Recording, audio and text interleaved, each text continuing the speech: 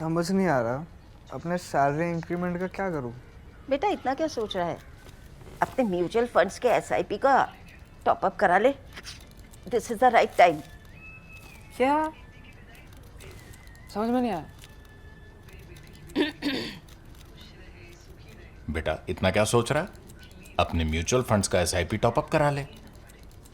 This is the right time. अब समझा।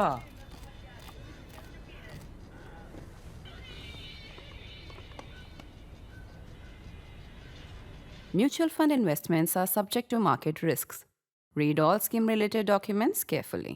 Hello and welcome to The Print. We are back with yet another episode of Geopolitics with Swasti, where Swasti Rao, our consulting editor for international and strategic affairs, takes your questions, dear subscribers, on geopolitical developments around the world. Swasti, to begin with today's episode, I will start by a question by Ravi Rules, and Ravi has a comprehensive set of questions. I'll take them one by one as we go. And the first question that he has is on the Inter-Services Organization Act of 2023, and he basically wants to know what it entails. Okay, so that's an interesting and a fresh question. So, Inter-Services Organization Act, which came in 2023, basically what it does, Debdutta, is that it provides a legal basis for chain of command in tri-service organizations. So, in simple language, if I were to make anybody understand, so understand that the commanding officers in the Indian Armed Forces, so they have a quasi-judicial position, all right. Now, imagine that in the absence of this kind of an act, a commanding officer from the army, right? It cannot say issue a punishment order or any disciplinary action or those kind of things he cannot initiate for a naval officer or an Air Force officer that may be in that command but is belonging to a different service, right? And not his own. So now what has happened is that under this new act, it will be possible for officers of each other's services to execute functions of the command. So long and short is that it basically provides you that legal basis that if you are the commanding officer, you will, and if the other person that you want to take a disciplinary action against, or if you want to have, some kind of a, better control over him, you don't have to go to his department, right? I mean, because he's under in your command. So you can basically, you are enabled. There is a legal basis now that enables you to do, that kind of a thing. So that is the short answer to why this act has been passed. And if you ask me what is the objective of this, so basically it kind of improves jointness, okay, because then this also somewhere provides a legal framework for joint command or tri-services command. So moving on from there, Swasti, his next question is on the current status of theatre command reforms in the Indian Armed Forces. Yeah, and I think he's also asked if Operation Sindoor has had any, influence on it. That was his next question. Okay, so while theaterization does remain an objective, and the entire post of the CDS, right, has been created with that in mind, but frankly, right now, there is no timeline to implement anything because the consensus has been missing. Consensus, when I say the consensus among the three forces, is missing. As to why is it missing, where exactly is the problem, is something which is not really in public domain. So we have all been having our own speculations about why there is a delay. For example, I did a worldview with Swasti on this exact topic, and I would urge you to go and look at it, and the link should be provided in the description box, where I actually got veterans from three services. I sat them down, and then the discussion was all on why are we not able to have theaterization. And then, of course, everybody was giving their own views. For example, one of the views which is well known about air power is that the Air Force isn't very keen on it because when you divide air power into smaller pockets, it is not as effective. But then, and especially given the fact that we have, fewer assets. If we have assets like the United States has, of course, then it's a different thing. But end of the day, all of this is speculative because we do not know where the missing link is and what is the development on it, because none of this is frankly in the public domain. So what is in the public domain is speculation, and you can have a very a good view of what the three services perspective is if you were to have that a look at that discussion. So I urge you to go take a look at it. And as far as Operation Sindoor is concerned, I would say that Operation Sindoor has had no impact on whether or not we are going to go ahead with the theaterization. Like I said, that it remains an objective, but in terms of when will that be implemented, what changes are going to be done to it, all of that, like I said, remains speculative. So, so far there is nothing tangible before us, and whatever you hear from people is all falling into the realm of speculation. Concluding all of this, Swasti, his final question is that do you think that the next conflict will be fought under the United Theatre Command structure, following on the previous question?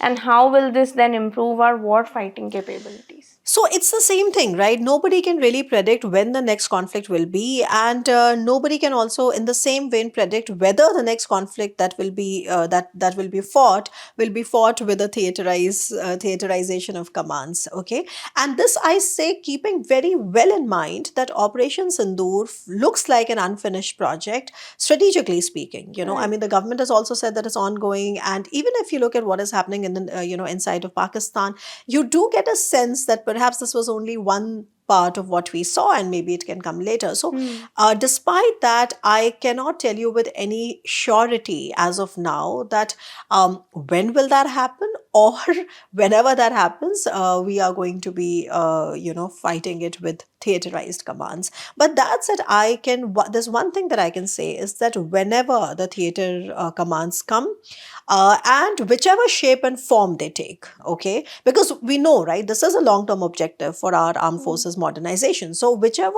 shape or form they are likely to take, they are going to enhance jointness and integration at the planning stage itself, right? So the purpose of theater commands is to enhance jointness and integration at the planning stage itself. In fact, if you were to take a look at that worldview discussion, you will also see the difference between jointness and integration.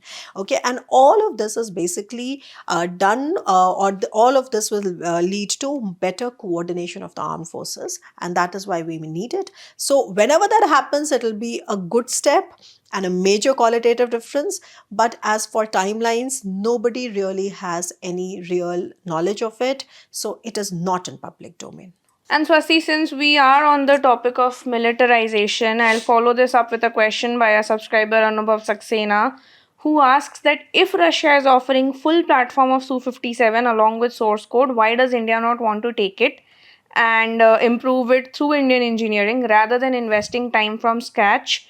And can we then merge it with AMCA? Now, I have taken this exact question in one of the episodes we did for GPS. So I told you that it's not me, but if you've been following what the Air Force veterans have themselves been saying, they have explained time and again across different platforms that Su-57 is not a stranger to us. We were in the Su-57 program for 11 years before we pulled out in 2018. And why we pulled out, and when I say we, of course, I here mean the Air Force, why the Indian Air Force pulled out was because they were not pleased with what they saw. There were problems with TOT, there were problems with the fact that we wanted a dual-seater one, and they were giving a single-seat, aircraft. Plus, there were a lot of other problems with respect to the engine, with respect to what kind of an autonomy or control are we going to have over the upgradation of those fighters, because please, we have a Sukhoi Mk-30 experience that even though this is a long-standing collaboration between HAL and the Russian counterpart, so the Sukhoi Mk-30s that form the backbone of our Air Force, frankly, but even till date, and after the fact that we've been co-producing them with Russia, for the upgradation of the Sukhoi Mk-30s, we are still dependent on the Russians. So naturally, when we are looking at a next stage fighter, and the reason why we pulled out was because those conditions were not met back then.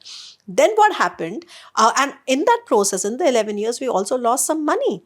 And yet we decided to walk out. So the Air Force walked out because the Air Force did not like what they saw. Now, the negotiations failed. Now, what has happened is that because of the Russia-Ukraine war, the Russian export base has collapsed, and now Russia is very keen to revive it and especially keep, like a old solid customer such as India in good books, and that is the reason why Russia is providing us with a very good deal, which is that okay, source code चाहिए वो भी ले लो, TOT चाहिए वो भी ले लो, आप जो कहोगे वो हम करने को तैयार हैं. But there are certain technical reasons why the Air Force doesn't seem very keen. Whether or not this will happen or not is something that is not in my domain, okay? But I can only tell you what the strategic discussion around is like, okay? And the reasons are that the first thing, please understand, the Sukhoi 57 is not a fifth generation. Okay, it does not qualify as a fifth generation. First. Second, Sukhoi 57 is not really a good aircraft as far as stealth capabilities are concerned. Right. It may be a maneuverable aircraft, so it is a great show to probably behold at the aero exhibitions, etc. Those kind of exhibitions, but it is not really a stealth fighter. Now, these are a couple of things. Then there are more serious problems. What is the problem? Russia itself doesn't operate a single squadron of the Su-57. And what we call squadron, they call regiment. So Russians themselves do not operate a single squadron of the Sukhoi 57. So they are offering us something that they themselves cannot not use. scale. And because of that, because Russians have not been, so nobody has bought the Sukhoi 57s. Russians themselves don't have a single operational regiment of it. It has not been used in the Russia-Ukraine war as much because it is so expensive for them to put together and they don't have many. So they've only used one or two very sparingly. So we don't know whether it's battle tested or not. Right. Okay. So those are the reasons why it becomes a very, although on paper it looks very attractive because they are willing to give us whatever it takes. But in reality, these are the considerations.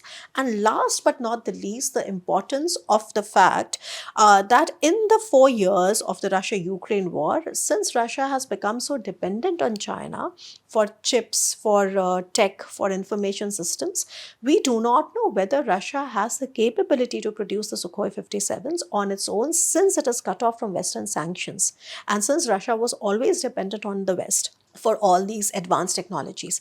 And if you remember, it was September 2024 for the first time when the Indian Ministry of Defense came out. So I'm sure the decision was taken even before that, but at least they came public. They came public with it, where they said that we need to cleanse our defense equipment or Chinese technology, Chinese information systems, because we do not want to enter into a situation, especially which is so obvious after Operation Sindoor, is that the more we are dependent on such things, let's say Russia is a friend to us, but if Russia is dependent on China for that, and if we are indirectly becoming dependent on China for that, what is the guarantee that such dependence will not be weaponized By China. by China whenever time is right, or whenever, right for them, wrong for us. So these are the considerations why the Sukhoi 57, even though it comes and boasts of a very generous, lucrative deal, it is also much cheaper, by the way, okay? But because of all these reasons, the Air Force decided to walk out, something that it's not just me, it's also, coming from a lot of veterans, a lot of the fighter pilots that I know myself, and it's on record.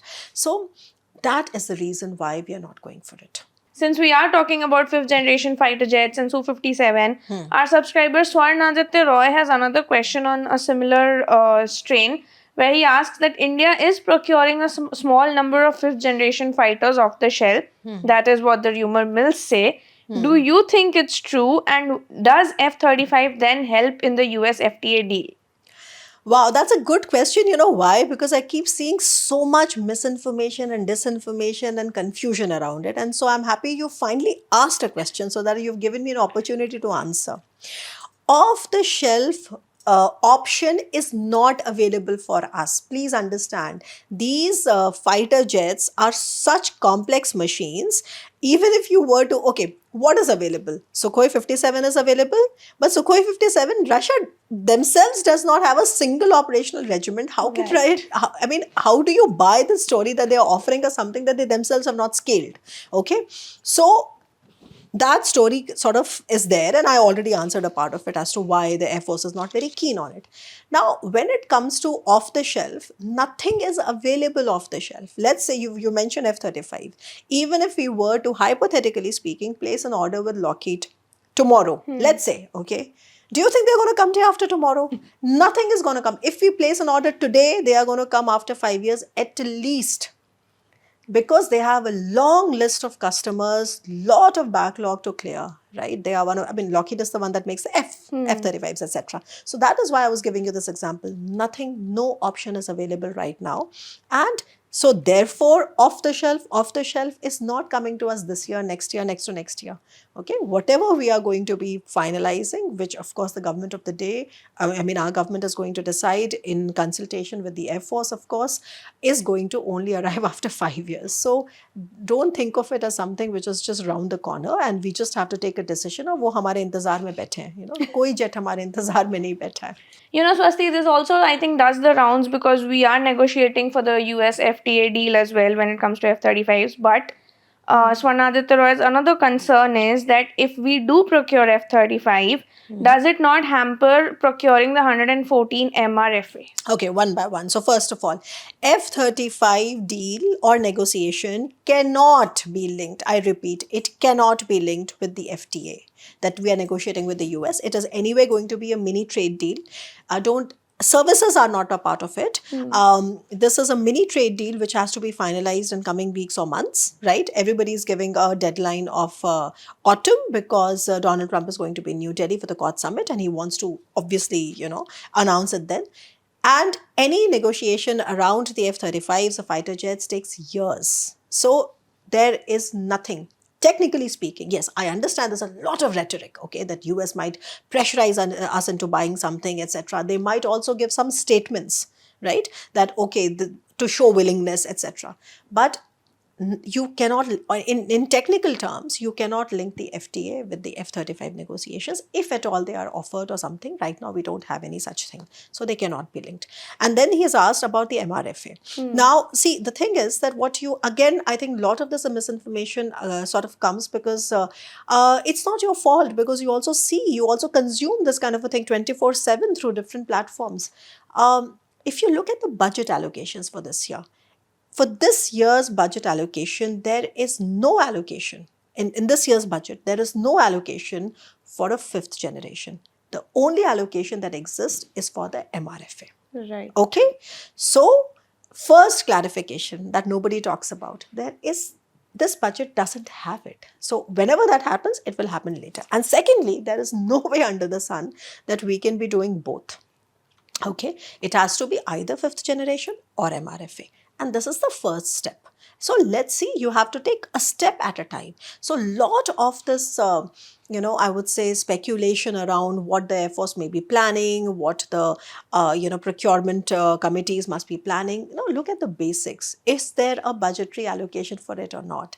Right now, like I said, I'm repeating myself that there is no budgetary allocation for the 5th generation. Right now, it is for MRFA. And in that capacity, in the MRFA, segment, I have argued plenty of times earlier that it does make sense for us to go for more Rafales, not because Rafales are the best possible planes. The Rafales are formidable jets, no doubt about it, okay? Why? Because the initial deal that we struck with Safran created that space for absorbing at least 100 more fighters from Dassault Aviation. So we already have the hangars, we have, different kind of facilities, we have the MRO facilities, we have a long-term agreement with Safran, now we create, building fuselages. So we simply have the ecosystem to absorb more of at least 100 more of the Dassault Aviation fighters, which happen to be Rafale. And now we already have, for our Air Force, we have for our Navy. So even though per unit price of the jet is more expensive than compared to others, but if you take into account the hidden cost of all this, with respect to training of the pilots, having MRO facilities, having the hangars, blah, blah, then you will see that it makes more sense. Now, obviously, again, this is something which I am elaborating upon. It may not happen, but I have also heard it from lot of specialists why it makes sense for us to go for Rafale. And when I look at it myself, I'm also as convinced about the fact. So, Swasti, with that, I think you also, because this was a part of his question as well, that is it more logical to go for Rafales at this point? And I think we just discussed that point. So I'll just conclude this topic because I understand fighter jets are a very absorbing topic, and I think I myself sort of try to take these questions as much as possible. But please understand that if you really are talking about your air capabilities, it is not going to come from the fighter jet alone. 4.5 generation, 5th generation, etc. You have to, at least this is the key takeaway from Operation Sindoor. Okay, the key takeaway from Operation Sindoor is that you cannot look at jets in isolation or their generations in isolation. You have to look at the most efficient way so that you can integrate them in the most optimal possible manner. And I repeat myself, optimal possible manner to our AWACS, which is airborne early warning systems, and that is how you really land up extending the ranges of your BBR missiles, not just by having a formidable jet. So the key takeaway of Operation Sindoor is integration, and integration in an optimal fashion. You can still integrate something, but it may not be optimal. How do you optimize it depends on what kind of operational data links you have. And this is something that I have again taken at one of the GPS episodes, where I went into the details of what is an operational data link, why do we need that, why do we need to constantly update our threat libraries, etc. So that is the key takeaway. Efficient and optimal integration with our AWACS, and how that is how you extend the ranges of your BBR missiles, not just by investing in 4.5 or 5th generation. You can still sort of run the risk of many more things if you are not able to optimally link them, and if your adversary is able to optimally link theirs. Swasti, since we are talking about fighter jets, and there was a recent flare-up between Thailand and Cambodia. Oh, yes. So I will follow this up with a subscriber question, and this is a question by Short for Future, who asks that how then did Thailand use F-16 against Cambodia when they need permission to do so from the USA? So your answer is hidden in your question, which is that the US did give them some sort of a tacit approval for using the F-16s, because you're right. Just for the lay viewers out there, the F-16 sales are tightly controlled by end-user agreements. So that whenever, if I as a customer buy F-16s from the United States, I cannot use it depending upon my operational autonomy. I don't have the operational autonomy to use it. They come with strings attached, which is that every time I want to use them, I have to make sure that I take US's approval, and US's approval will come when they will see कहाँ use हो रहा है, किसके खिलाफ use हो रहा है, reason क्या है, etc. etc. Like for example, the F-16s that the US has given to Pakistan can only be used for counterterrorism, reasons. Okay.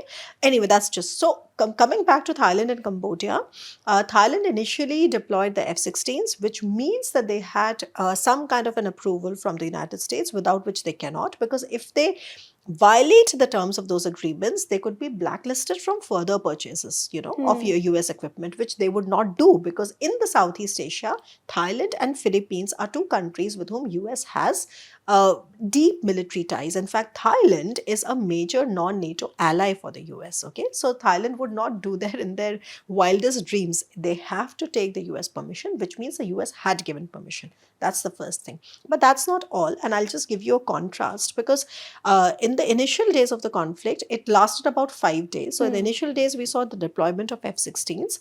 But later on, we also saw Thailand deploying the Gripens, okay, which are Swedish made. Now, the difference is, and it's a nice contrast, because while F-16 comes with an end-user agreement, Swedish Gripens do not come with any such thing. They come with operational autonomy. Okay, so, and I think when I now sort of, you look at it, you also sort of get an understanding that it makes sense for countries that buy F-16s to also keep others that have operational autonomy, because every single time you cannot be held ransom to what the United States want you to do. I mean, when you have weapons, you have weapons because you want to use them, okay? And if you want to use them, you want to have the operational autonomy to Strategic decide autonomy, it. yeah. But that is to your question that yes, indeed, it is true that the US had given them some approval. So, Swasti, coming back to regional geopolitics, Prime Minister Modi just visited Maldives for their 60th Independence Day 2 days ago, and our subscriber Sanchit Suman has a question on it. And he says that back when Muizzu came into power as the president, he had a high anti-India rhetoric, and he also visited China before India. That said, since then, there seems to be a gradual reorientation of the Maldives-India relationship, especially with PM Modi now traveling to Mali. Okay. What do you see about this, and what is the strategy behind it? It's a natural question because, of course, if you remember how the optics shifted from India out to now India in. India in, and Prime Minister Modi on that, MOD, Prime Minister Modi's image on that. So obviously there is a recalibration, which is very obvious. But, Debdutta, what I usually feel is that when we are answering these questions on Maldives, etc., people tend to think of these countries in isolation. Maldives is one of the most important Indian Ocean region island states. There are 6 Indian Ocean region island states that are of extreme importance to India. And these 6, and Maldives is one of them. So it's Maldives, Mauritius, Sri Lanka, Comoros, Madagascar, and Seychelles. Okay, I just counted in front of you. So and what is unique about these countries is that even though they're very tiny countries, but because they're island countries, they come with vast EEZ, the exclusive economic zone. And just as the center of gravity of global geopolitics has shifted to the maritime domain, you can totally understand why these small island countries have become so important. And in fact, and from India's perspective, they are somewhere the theater where we want to also wield our, maritime capabilities, maritime influence, and so does China. So that is the unique thing about why Maldives remains important for us. It's not in isolation. It's when you take all these 6 island, nations together, and when you understand that generally it is China, they are also deeply infested by China, so that it makes it very important for us to keep engaging them. So that's just a backgrounder to why should we be discussing more of Maldives and Mauritius, and why is it that the Prime Minister keeps going to these countries, okay? That's one part. Now, as far as Muizzu is concerned,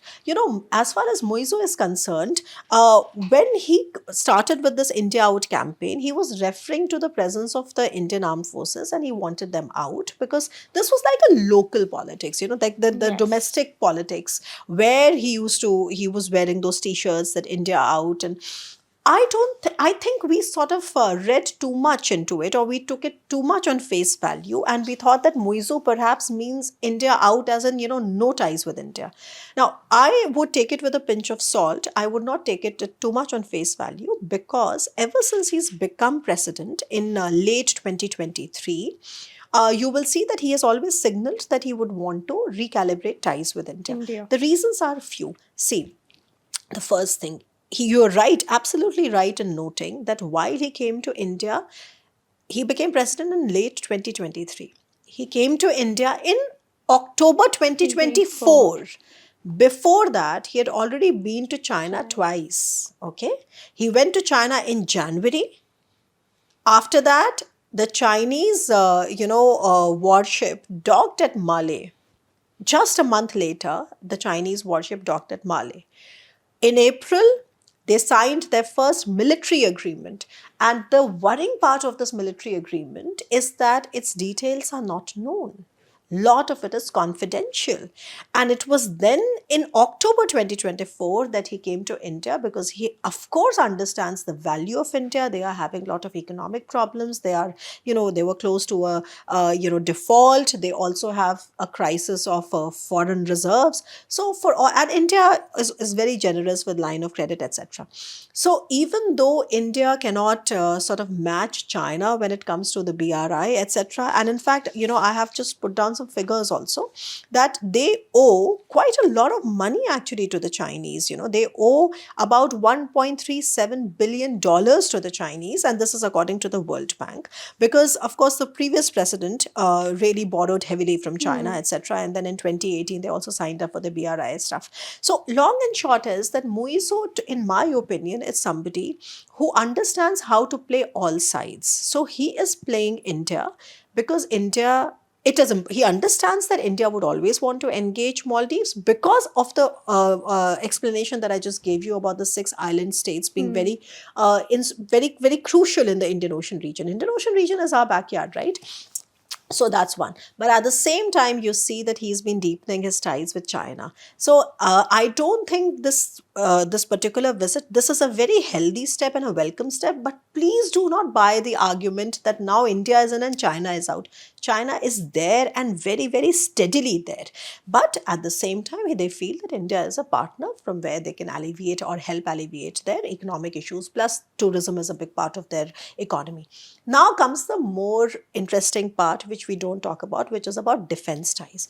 When you look at the defense ties, who are the countries from where Maldives is buying its weapons? And that is something we need to worry. We don't study enough. In fact, lately, especially around Operation Sindoor, when I started writing about it and started speaking to people about it, when you look at who are Maldives' defense partners, of course, China, I just told you, they recently signed a military agreement, and the details of that agreement are not yet known properly. So we do not know what are the details. So they remain confidential. The other thing with Maldives is that the other 2 countries with whom they are close is UAE and Turkey. Okay, so with Turkey, of course, they are into buying, millions of dollars worth of Bayraktar TB2 drones and a lot of other things. With UAE, they've been buying armored military vehicles. But the issue is that even for the armored military vehicles, when the deal was struck, it was kept very confidential. And suddenly when they sort of emerged and everybody then realized, oh, they have struck a deal. The thing and the key takeaway here that I've been trying to sort of analyze and also explain to a lot of people is that what India needs to be careful about is this kind of systems integration, because we do know that China, Turkey, and all these countries, they have started to collaborate more and more when it comes to integrating their defense systems, which is different from selling full-fledged platforms. Okay, so that is something that we need to be watchful of, because I've also been, we need to watch the expanse of Turkey into our backyard very closely. Now you could argue and say, but UAE is our friend. Yes, UAE is our friend. But if you look at the kind of defense equipment that UAE is buying, you will see Turkey is becoming a very important supplier to the UAE as well. So you see this kind of a unique defense value chains emerging, where you don't have like a major guarantor. For the longest time, United States used to be this major guarantor. You don't have anybody like that, but you have these middle order countries that are, doing these systems integrations and becoming indispensable for each other. And if Turkey is present, then please understand that Pakistan is also present, because, these are things which were there, but perhaps they were somewhere in the background. What Operation Sindoor has done is that it has sort of brought it to the foreground. So I would say that when we want to understand about Maldives, we have to understand that all these parameters and not just about recalibrating ties with India.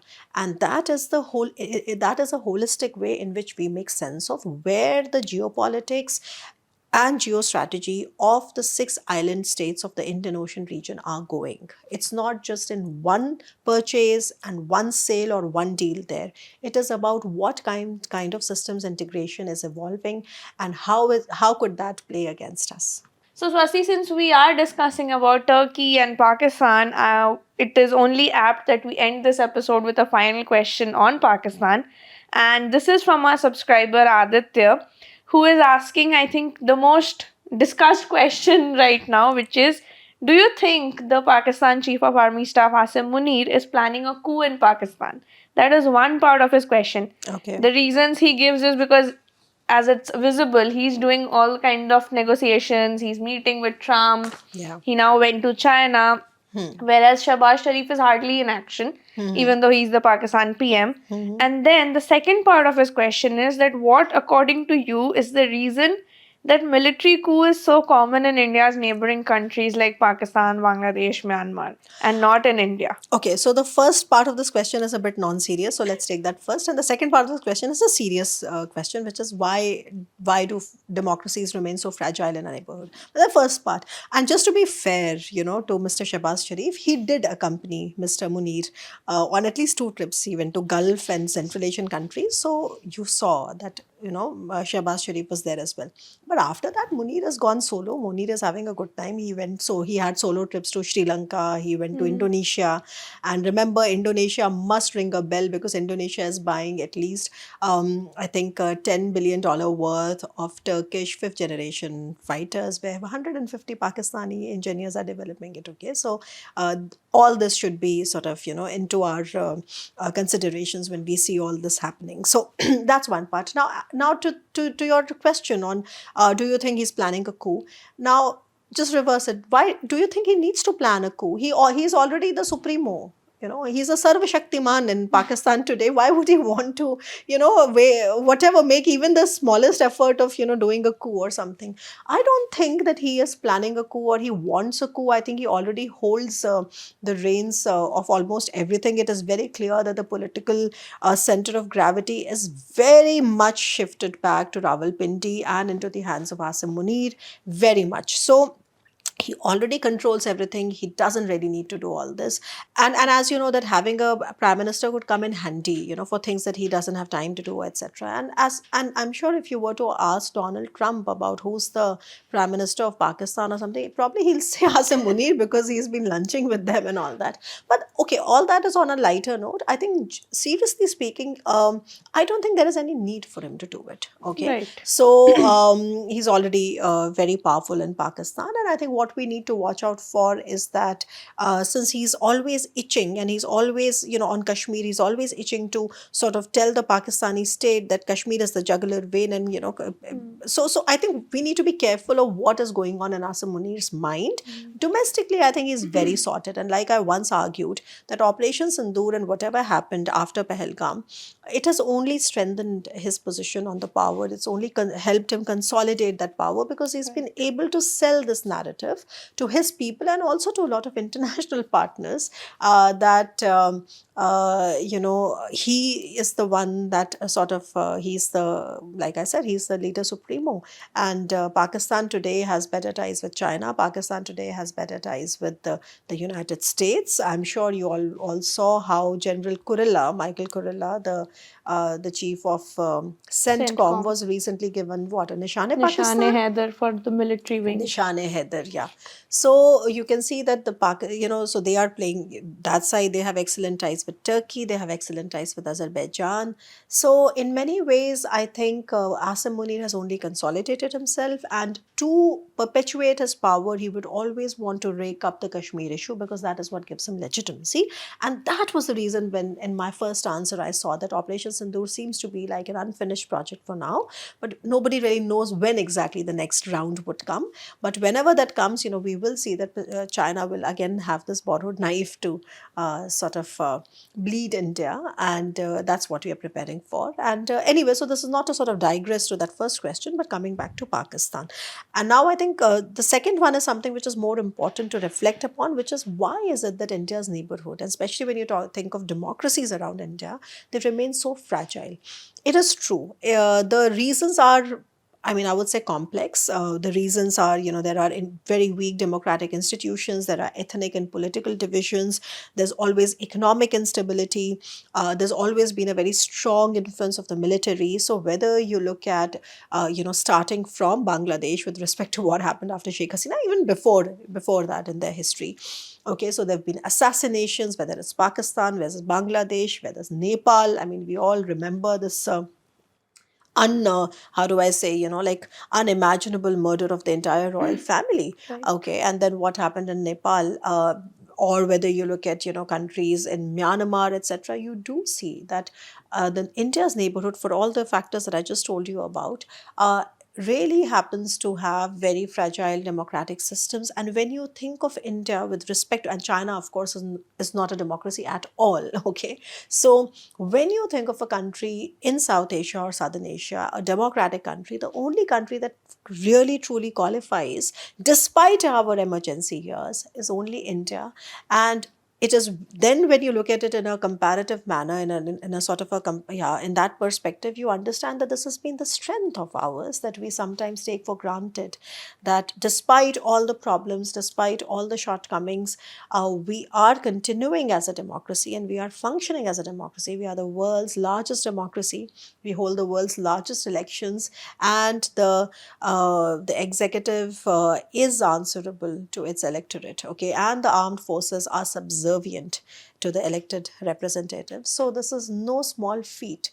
So it's only when you sometimes compare yourself to others. But having fragile, societies and so fragile, those countries around us also makes it very difficult for us because, like for example, Myanmar. I mean, we have invested so much, in stabilizing Myanmar, but it's not happened. Similarly, look at what happened in Afghanistan. We were putting our money there, thinking that in the Ashraf Ghani government, which was a democratic government, quote unquote, but America left the theater and it completely collapsed like a house of cards, and now there's Taliban. So it does create a lot of problem for us, but at the same time, then India becomes the hope, when it comes to democracy. So yes, it's always a work in progress, and we must always think of it as we have to always go on adding more substance to make it more substantive. But at the same time, there's no denying the fact that in this situation, very volatile situation, India remains the largest, most diverse, and yet most stable democracy. With that cautious and hopeful note, Swasti, we come to an end of this episode. Please send in your questions for next week and stay tuned for another episode. Thank you. Thank you.